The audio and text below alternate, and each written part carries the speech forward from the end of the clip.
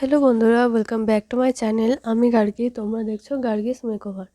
আজকে আমি অনেক দিন পর তোমাদের জন্য একটা হেয়ার স্টাইল টিউটোরিয়াল নিয়ে এসেছি। আজকে যে হেয়ার স্টাইলটা আমি তোমাদের দেখাবো সেটা তোমরা পার্টি মেকআপে, স্পেশালি এটা গার্লিশ হেয়ার স্টাইল আছে। তো এই হেয়ার স্টাইলটা তাদের উপর ক্রিয়েট করতে পারো, তো ভালো লাগবে খুব। আর তো চলো দেখে নাও যে আমি এই হেয়ার স্টাইলটা কীভাবে ক্রিয়েট করলাম। সবার আগে আমি মিডল পার্টিশন করে ইয়ার পার্টিশন করে নিলাম। এবার আমি সোজা ব্যাক সাইডে চলে এসেছি। তো ব্যাক সাইডে একদম ফ্রেঞ্চ ব্রেড আমি ক্রিয়েট করব। অল্প অল্প চুল নিয়ে, দুদিক থেকে অল্প অল্প চুল নিয়ে আমি ব্রেডটা ক্রিয়েট করব। এই ব্রেডটা আশা করছি সবাই জানো যে কীভাবে ক্রিয়েট করতে হয়। তো যারা জানো না তাদের বলছি যে নর্মাল যে ব্রেড আছে, একবার সেটা ব্রেডটা ক্রিয়েট করে তারপর যখন লেফট সাইডে নিয়ে যাবে তখন লেফট সাইড থেকে একটু চুল নেবে, আবার যখন রাইট সাইডের থেকে নিয়ে আসবে তখন রাইট সাইড থেকে একটু চুল নিয়ে পুরো ব্রেডটা ক্রিয়েট করবে। আর একটু করে স্প্রেড করে দেবে যাতে করে তোমার ব্রেডটা একটু ভলিউমানাস লাগে। কারণ এখন অনেকেরই আর চুলে অতটা ভলিউম থাকে না। আর তাছাড়া সবারই চুল পড়ছে, আমারও চুল একদমই পড়ে যাচ্ছে। তো সেজন্য ভলিউম একদমই থাকে না চুলে। তো সেক্ষেত্রে তোমরা একটু স্প্রেড করে নিতে পারো। আর যে হেয়ার স্টাইল তোমরা করো তার আগে কিন্তু অবশ্যই ক্রিম্পিং করে নেবে চুলে। যাদের দেখবে যে একদমই ভলিউম নেই চুলের মধ্যে, তাদের ডাবল ক্রিম্পিং করে নেবে, তাহলে একটু ভলিউম পাবে। আর ব্রেডটাতে যদি একটু স্প্রেড করে নাও দুদিক থেকে, তাহলে আরও ভলিউম পেয়ে যাবে। তো এদিকে আমি স্প্রেড করেছি, কিন্তু আমি একদিক থেকেই স্প্রেডটা করেছি। এবারে আমি সামনে যে পার্টিশনটা নিয়েছিলাম সেটার থেকে একটা সেটার মধ্যে দুটো ভাগ করে নিয়েছি। ওপরের সাইডটা আমি আরেক দিকে আমি ক্লিপ করে নিলাম, আর নিচের যে সাইডটা আছে সেটাকে আমি নর্মাল ব্রেড ক্রিয়েট করেছি। লেফট সাইডে যখন ব্রেডটা ক্রিয়েট করবে তখন লেফট সাইডেই একটু স্প্রেড করবে, আর যখন রাইট সাইডে ব্রেডটা ক্রিয়েট করবে তখন রাইট সাইড থেকে ব্রেডটা একটু ক্রিয়েট করে নেবে।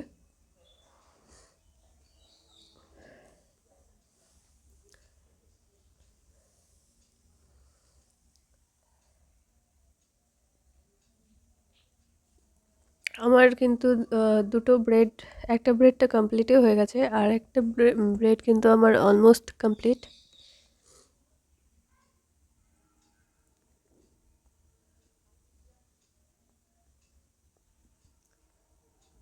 তো এই দুটো ব্রেড একসাথে আমি রেখে দেবো।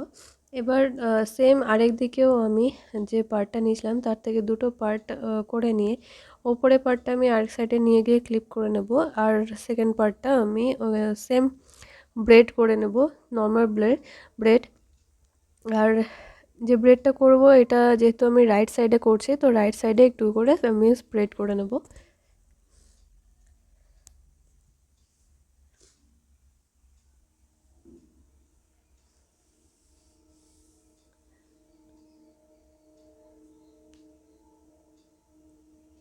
একটু একটু করে আমি স্প্রেড করে নিচ্ছি। তো আশা করছি এই হেয়ার স্টাইলটা তোমাদের ভালো লাগবে। এই হেয়ার স্টাইলটা গার্লিশ লুক দেয় খুব। যারা তো তাদের উপর এই হেয়ার স্টাইলটা ক্রিয়েট করতে পারো। আর যদি এই হেয়ার স্টাইলটা ভালো লাগে তাহলে অবশ্যই একটা লাইক করো, কমেন্ট করো, শেয়ার করে দিও ফ্রেন্ডস বা ফ্যামিলি সবার সাথে। আর চ্যানেলটাকে সাবস্ক্রাইব করতে একদমই ভুলো না। এবারে এই তিনটে ব্রেড আমি একসাথে নিলাম, তার সাথে আমি নিচ থেকে কিছুটা চুল নিয়ে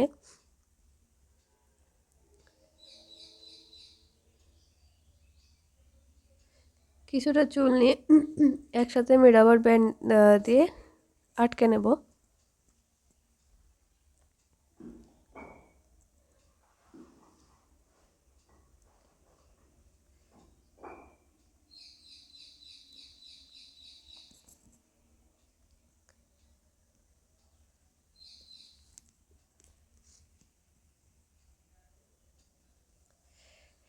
এবারে যে চুলটা আছে, যেটা রাবার ব্যান্ড করার পরে থাকলো, সেটার থেকে অর্ধেকটা চুল নিয়ে আমি নর্মাল ব্রেড করে নেব এবং লেফট সাইড থেকে আমি একটু স্প্রেড করে নেব।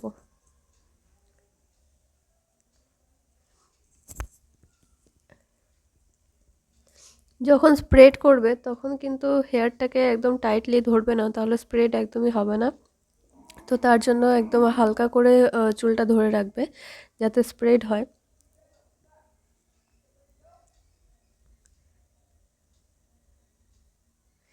এবারে এটাকে আমি